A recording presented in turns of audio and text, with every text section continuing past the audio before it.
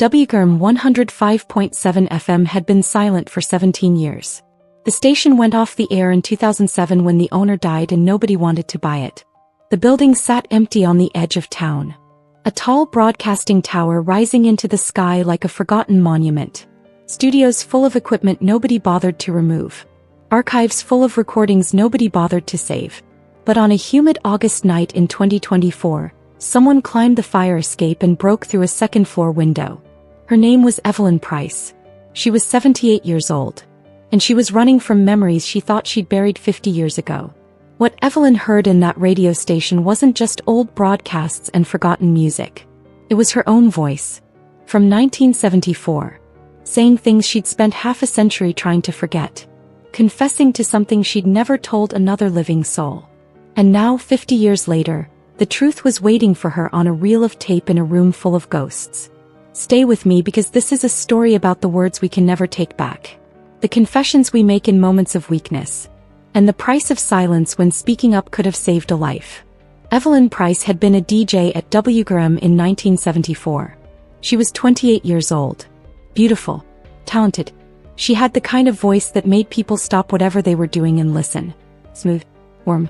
Trustworthy. She hosted the late-night show from midnight to 6 a.m. The Midnight Hour with Evelyn Price. People called in with their problems. Their loneliness. Their secrets. And Evelyn listened.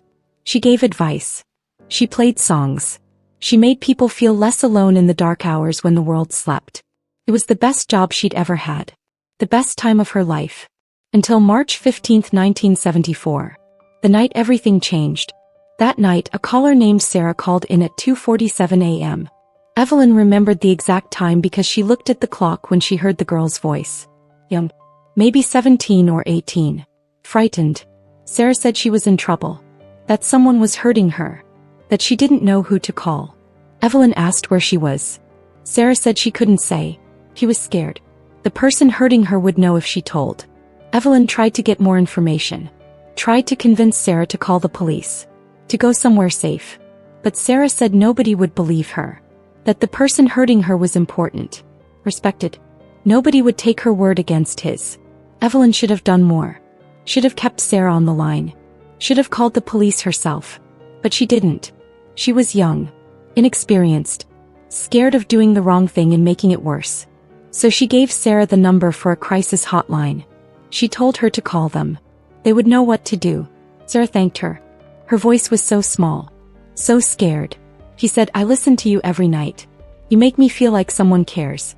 Thank you for listening to me." And then she hung up. Evelyn sat in the booth staring at the phone feeling sick. She should have done more. She knew it. But she didn't know what. So she played another song and moved on with the show. 3 days later, Sarah's body was found. 18-year-old Sarah Chin. Beaten to death by her stepfather. A prominent businessman. A pillar of the community. Sarah had tried to tell people. Teachers. A guidance counselor.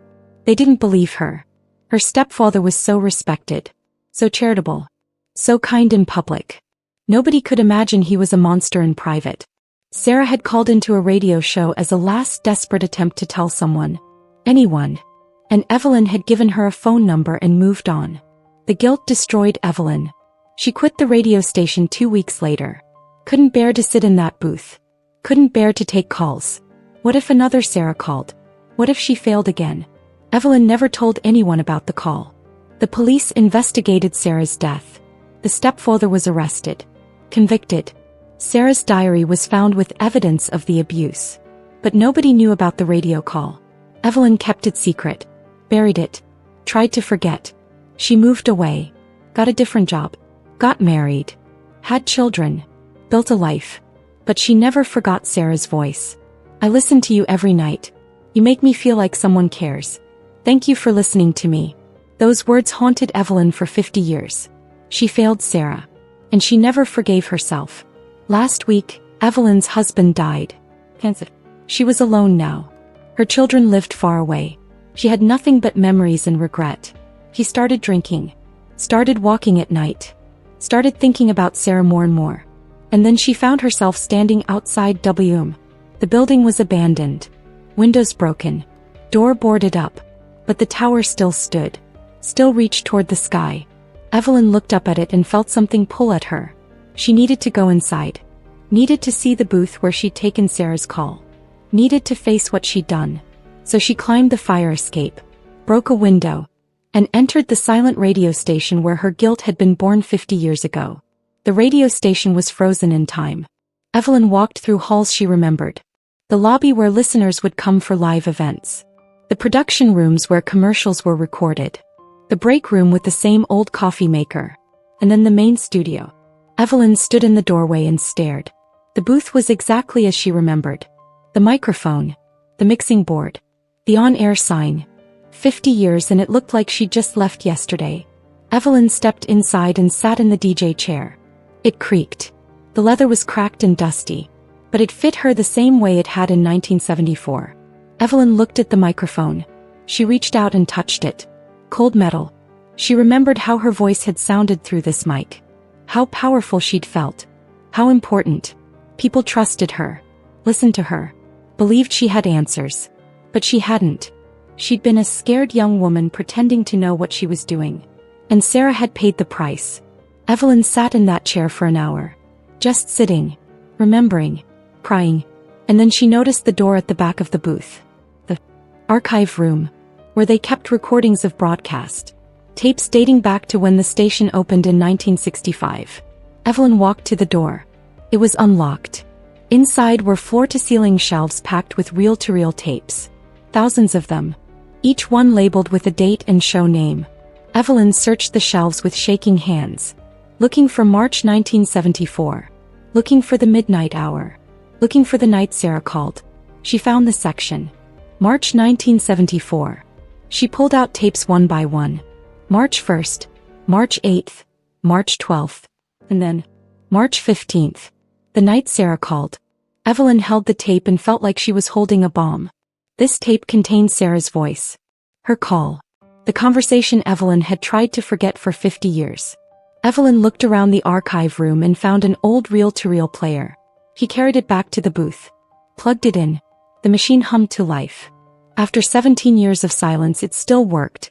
Evelyn threaded the tape carefully. Her hands were shaking so badly she could barely do it. She took a deep breath. Hit play. And her own voice filled the studio. Young. Confident. Full of life. You're listening to the Midnight Hour. I'm Evelyn Price. It's 2:45 in the morning and if you're awake with me you're not alone. Let's take some calls. Evelyn listened to herself.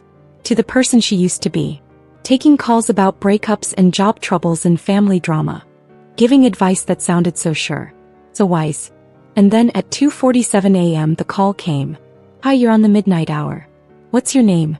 Pause. Then a small, scared voice. Sarah. Hi, Sarah. What's on your mind tonight? Another pause. Longer. Then, I don't know if I should be calling. But I don't have anyone else to talk to. Well, I'm glad you called. That's what I'm here for. What's going on? Evelyn listened to the entire call. 8 minutes and 43 seconds. She heard Sarah trying to explain without really explaining. Heard herself asking questions but not the right questions. Heard herself giving the crisis hotline number. Heard Sarah say thank you and hang up. And then she heard herself sigh. Heard herself say, oh for God, I hope that girl is okay. And then she played a song. Roberta Flack. The first time ever I saw your face. Evelyn turned off the tape. She sat in silence. She had hoped that maybe listening to it would help. That maybe she'd realize she'd done everything she could. But it didn't help. Because listening to it now with 50 years of life experience, she could hear everything she'd missed. Every hint Sarah had given. Every cry for help Evelyn had been too young and scared to recognize. But then Evelyn noticed something. The tape hadn't stopped completely. There was more. She hit play again. What she heard next made her blood run cold. It was her voice. But not from the broadcast. This was after. After the show ended. After she thought the tape had stopped recording. Evelyn was talking to someone. The station manager. A man named Donald Pierce. I'm really worried about that girl who called, Evelyn said. Sarah. I think something bad is happening to her. Donald's voice responded. Don't worry about it. People call with problems all the time. You can't save everyone. But what if she's really in danger? Evelyn asked. What should I do? Donald's voice was firm. You did your job. You gave her resources. That's all you can do. Don't get involved, Evelyn. Getting personally involved with callers is how you lose your objectivity. How you burn out. You're a DJ, not a therapist. Not a cop. You play music and you listen. That's it. But Evelyn started. No buts, Donald interrupted. I'm serious. Let it go. If she's really in danger, she'll call the police. But we are not getting this station involved in some messy situation. Do you understand? Evelyn's voice quiet. I understand. Good. Now go home. Get some sleep. You sound exhausted. The tape ended. Evelyn stared at the machine. She had forgotten that conversation with Donald. Had buried it along with everything else. But hearing it now, she understood. She hadn't just failed Sarah on her own. She'd been told to fail her. Donald had explicitly ordered her not to get involved. Not to help. To protect the station instead of the caller. And Evelyn had obeyed. She'd been young. Scared of losing her job. Scared of doing the wrong thing.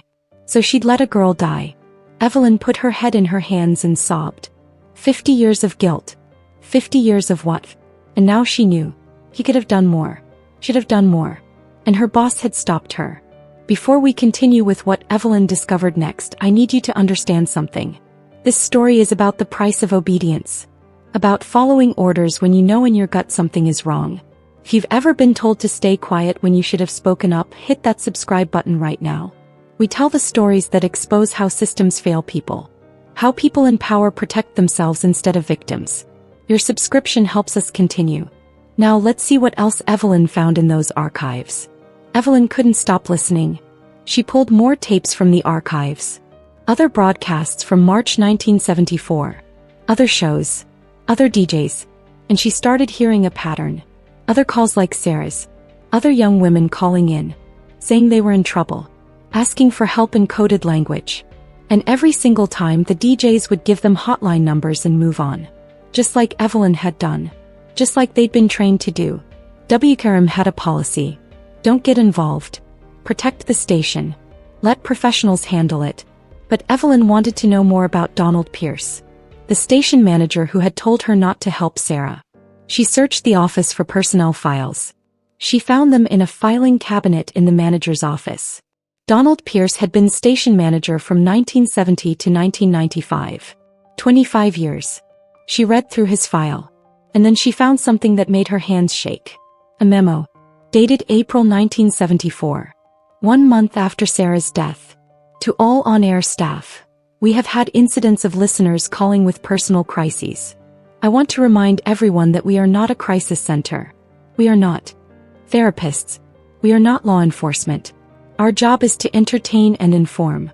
If a caller is in crisis, provide them with appropriate hotline numbers and end the call. Do not engage further. Do not promise help. Do not get personally involved. Any staff member who violates this policy will be terminated immediately. Evelyn felt sick. Donald had written this memo because of Sarah. Because Evelyn had expressed concern. He'd made it official policy that staff should not help callers in crisis. And he'd threatened to fire anyone who disobeyed. Evelyn kept searching. She found more memos over the years. Reminders of the policy. Warnings to staff. And she found complaint letters. Letters from listeners asking why the station didn't help people who called in distress. Letters from families of people who had called the station before dying. Before overdosing. Before being killed. And Donald's responses were always the same. We are not equipped to handle crisis calls. We provide resources. We are not responsible for what happens after that. Evelyn realized something horrifying. Sarah wasn't the only one. There had been others. Callers in crisis who had reached out to WKRM as a last resort. Who had been given hotline numbers and dismissed. Who had died. And the station had covered it up. Had created policies to protect themselves legally. Had prioritized the business over human lives. Evelyn needed to know how many. She started going through the archives systematically. She listened to years of broadcast. 1970s. 1980s. 1990s. And she documented every call where someone asked for help and was turned away. The list was devastating. 23 calls over 25 years. 23 people who had called WKRM asking for help. Evelyn cross-referenced the names with obituaries and news articles she found in the station's news archive. 16 of the 23 had died. Suicide, murder, overdose, accidents. 16 people who had reached out in desperation and been told to call a hotline. 16 people who might have been saved if someone had just listened, had just cared, had just done more than the minimum required by policy. And Evelyn had been one of the DJs who turned them away. She wasn't the only one, but she was one of them. Evelyn found recordings of other DJs, heard them struggle with the same guilt, heard them ask management if they should do more, heard them be told the same thing Donald had told Evelyn. Don't get involved. Protect the station. Do your job. Some DJs quit. Couldn't handle it. Others stayed and learned to ignore the guilt, to follow policy, to protect themselves. The station kept running. The tower kept broadcasting. And people kept dying. Evelyn realized this was bigger than just her failure with Sarah. This was systemic. This was institutional. This was a radio station that had valued ratings and liability protection over human lives for decades. And Donald Pierce had retired in 1995 with a pension and a plaque. Thank you for 25 years of dedicated service. Evelyn looked up Donald online. He was still alive. 92 years old. Living in a retirement community. Comfortable. Happy. Completely unpunished for the policy that had killed 16 people. Evelyn felt rage building. White hot and consuming. Donald had created a system that ensured people wouldn't get help. And he'd never been held accountable. And all the DJs who'd been forced to follow his policy carried guilt he should have carried. Including Evelyn. For 50 years she'd thought she alone had failed Sarah. But she'd been set up to fail. They all had been. Donald had made sure of it. Evelyn kept searching. She found one more thing that broke her. A letter. Handwritten. Dated March 14, 1974. One day before Sarah called. The letter was addressed to WCOM. To Evelyn Price specifically. Dear Evelyn, I listen to your show every night. You're the only person who seems to understand what it's like to be alone. To be scared. I'm in a bad situation and I don't know what to do. I'm thinking about calling in tomorrow night to talk to you.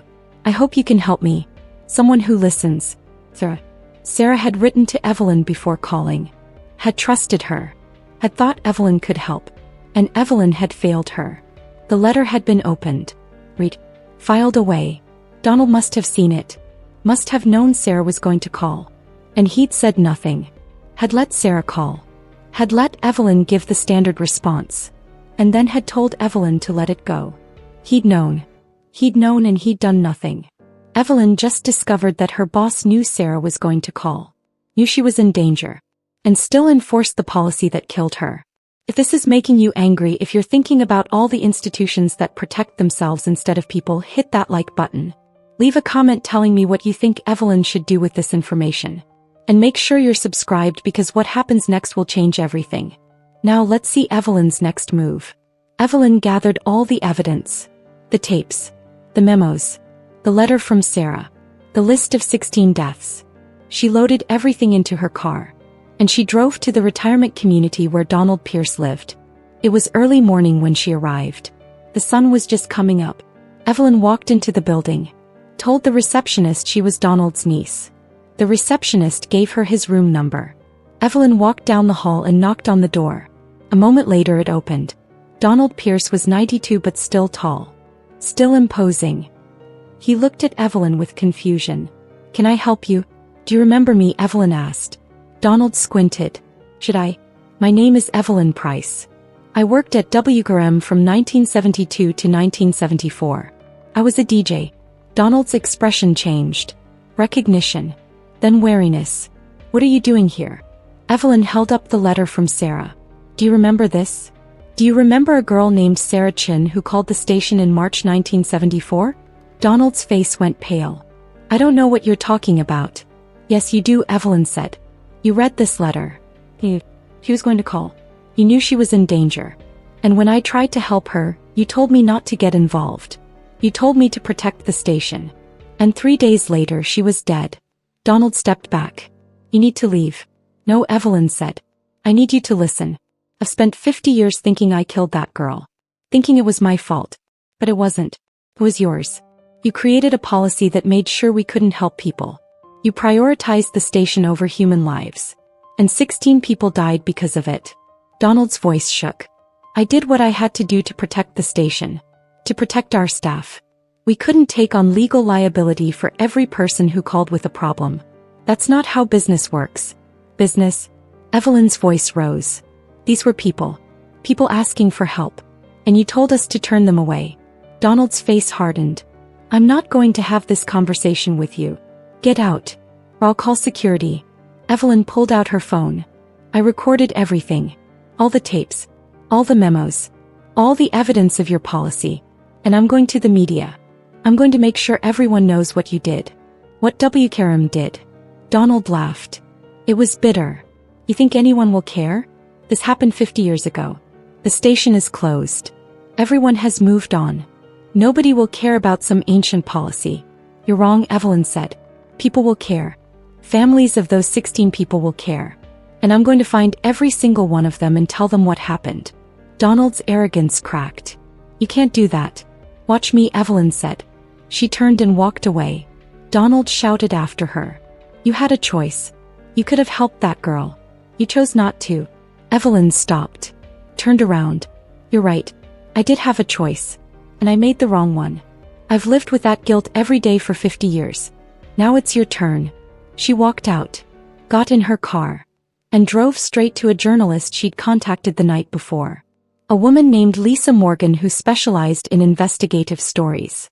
Lisa had agreed to meet with Evelyn, to hear what she had to say, to review the evidence, and if it was as bad as Evelyn claimed, to expose it. Lisa spent 2 weeks going through everything Evelyn had found. She verified the deaths, contacted families, got them to go on record. She found other former WKRM employees who confirmed the policy, who admitted they'd struggled with it, who said they'd quit because of it or carried guilt because they'd stayed. Lisa built an airtight case, and then she published it. The radio station that told listeners not to call for help. The story went viral. National media picked it up. The families of the 16 people who died were interviewed. They were devastated. Angry. They'd never known their loved ones had called a radio station before dying. Had never known they'd been turned away. Had never had anyone to blame. Now they did. Donald Pierce was confronted by reporters. He refused to comment. But his retirement community asked him to leave after other residents complained. He died 3 months later. Heart attack. The stress, his family said. But the damage was done. His reputation was destroyed. His legacy was ruined. And most importantly, the truth was out. WKRM's policy was exposed. And other radio stations, other media companies, were forced to examine their own policies. Were forced to ask, are we protecting people or protecting ourselves? Changes were made. Crisis protocols were created. Training was implemented. Industry standards were raised. Because of Evelyn. Because she'd broken into that abandoned radio station and found the tapes that proved the truth. The story didn't end with Donald's death. Evelyn became a spokesperson for media responsibility. She testified at hearings about crisis hotlines and media policies. She worked with mental health organizations to create better systems for people in crisis who reach out to media. She gave interviews about her guilt, her failure, the system that had set her up to fail. She didn't try to absolve herself. She was clear. I failed Sarah. I should have done more. But I was also failed by a system designed to protect profit over people. Both things are true. The families of the 16 people contacted Evelyn. Some were angry. Some couldn't forgive. But some understood. They thanked her for finally telling the truth. For finally giving them answers. For making their loved ones' deaths mean something by creating change. Sarah's mother, Mrs. Chen, was 78 years old when the story broke. The same age Evelyn was. She asked to meet with Evelyn. They met at a coffee shop. Mrs. Chen brought a photo of Sarah. Beautiful. Smiling. 17 years old with her whole life ahead of her. I wanted to hate you, Mrs. Chen said. When I found out Sarah called your show the night before she died. I wanted to blame you. But I can't. Because you were 28 years old. And you were told not to help. And my daughter's death isn't your fault. It's her stepfather's fault. And it's that bastard manager's fault. But it's not yours. Evelyn started crying. I'm so sorry. I'm so sorry I didn't do more. I think about Sarah every day. I have for 50 years. Mrs. Chen reached across the table and took Evelyn's hand. I know you do. I can see it in your face. You've been carrying my daughter with you all this time. And I want you to know it's okay to put her down now. It's okay to forgive yourself. But I don't deserve forgiveness, Evelyn whispered. Mrs. Chen squeezed her hand. Maybe not. But you deserve peace. And so does Sarah. And this, what you've done, exposing the truth, making change that gives both of you peace. So please, for my daughter, for yourself, let go of the guilt. You've done enough. You've made it right. Evelyn and Mrs. Chen sat together for 2 hours, talking about Sarah, about the girl she'd been, the dreams she'd had, the veterinarian she'd wanted to become, the life she should have lived. And for the first time in 50 years, Evelyn felt the weight begin to lift. The abandoned radio station became something unexpected. A memorial. A museum. Local activists convinced the city to preserve it. To turn it into an education center about media responsibility and crisis intervention. The studio where Evelyn had taken Sarah's call was preserved exactly as it was. The tapes were archived. The story was told. People come to visit. To learn. To remember the 16 people who died. To understand how systems fail and how they can be fixed. Evelyn gives tours sometimes. She sits in the DJ booth and tells Sarah's story. She plays the tape of the call. She shows visitors the letter Sarah wrote. She doesn't hold back. She tells the hard truth. I failed her. The system failed her. And this is what happened because of it. But she also tells visitors about the changes that have been made. About the crisis protocols that now exist. About the training DJs and media personalities receive. About the lives that have been saved because of Sarah's death and the exposure of WCRM's policy. It doesn't erase what happened, Evelyn says. It doesn't bring Sarah back. But it means her death mattered. It means something good came from something terrible. And that's all we can hope for. To make our failures mean something. To turn our guilt into action. To make sure the mistakes we made don't get repeated. Evelyn Price is 81 years old now. She still lives in the same town. She still visits the radio station museum. She still tells Sarah's story. But she's also started living again. She reconnected with her children. She joined a support group for people carrying long-term guilt.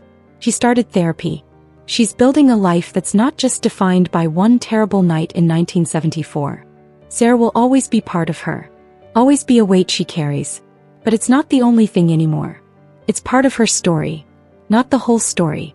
The Sarah Chen Foundation was established by Mrs. Chen before she died. It funds crisis intervention training for media professionals. Provides resources for people in abusive situations. It works to make sure that when someone reaches out for help, they get it. No matter where they reach out to. No matter who they reach out to. Evelyn sits on the board. She helps train new media professionals.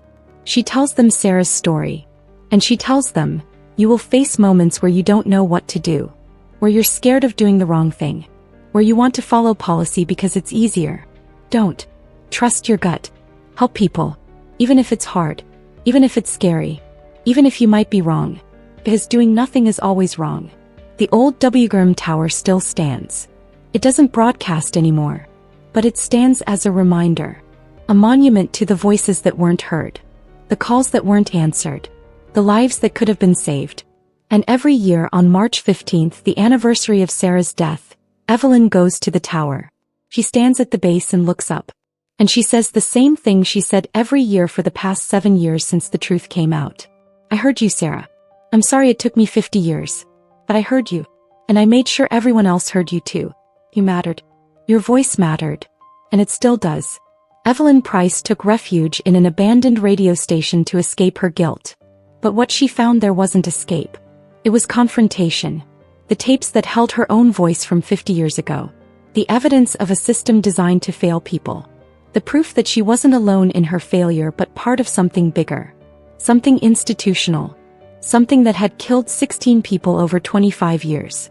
And instead of running from it, Evelyn chose to face it. To expose it. To make sure it never happened again. Old woman took refuge in abandoned radio station. What she heard on old tapes changed everything. That's the headline.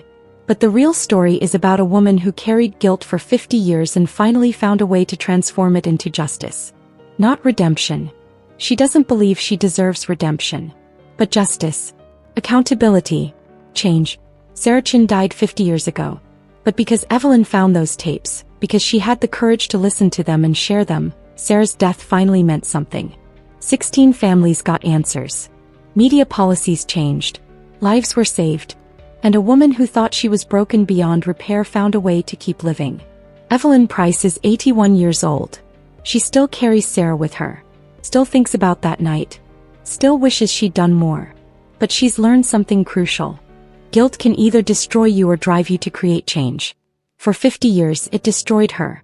For the last 7 years, it's driven her. And that's made all the difference. She'll never forgive herself completely. But she's learned to live with it. To use it.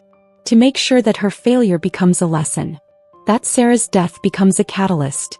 That the 16 people who died because of WKRM's policy are remembered and honored.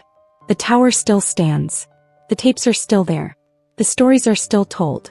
And every day someone visits that museum and learns about what happens when institutions prioritize profit over people. When policies are designed to protect businesses instead of lives. When individuals are told to follow orders instead of following their conscience. And they leave changed. Determined to do better. To be better. To make sure that when someone reaches out for help they get it.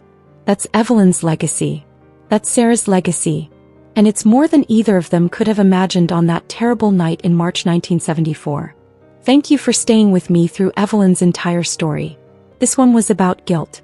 About systems that fail people.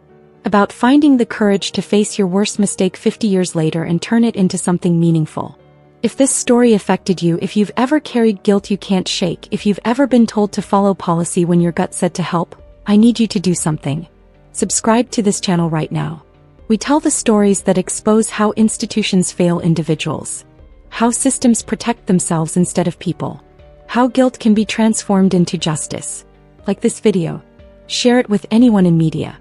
Anyone in a position where they interact with people in crisis. Anyone who thinks following policy is always the right answer. Leave a comment telling me about a time you chose to help someone even when you weren't supposed to. Or a time you wish you had. These conversations matter. Most importantly, if you or someone you know is in crisis, please reach out. Don't wait for permission. Don't worry about following protocol. Just reach out. To anyone. Someone will listen. Someone will help. And if they don't, keep trying until someone does. Your life matters. Your voice matters. Don't let anyone tell you otherwise. Visit the Sarah Chin Foundation website to learn more about crisis intervention training. Donate if you can. Volunteer if you're able. And remember, when someone reaches out for help, the only wrong answer is doing nothing. Thank you for being part of this community. Thank you for believing these stories matter. Until next time, remember that the stories of those who suffer are the ones that change systems. That expose failures. That save lives. And sometimes, those stories are waiting for us on old tapes in abandoned buildings, just waiting for someone brave enough to press play.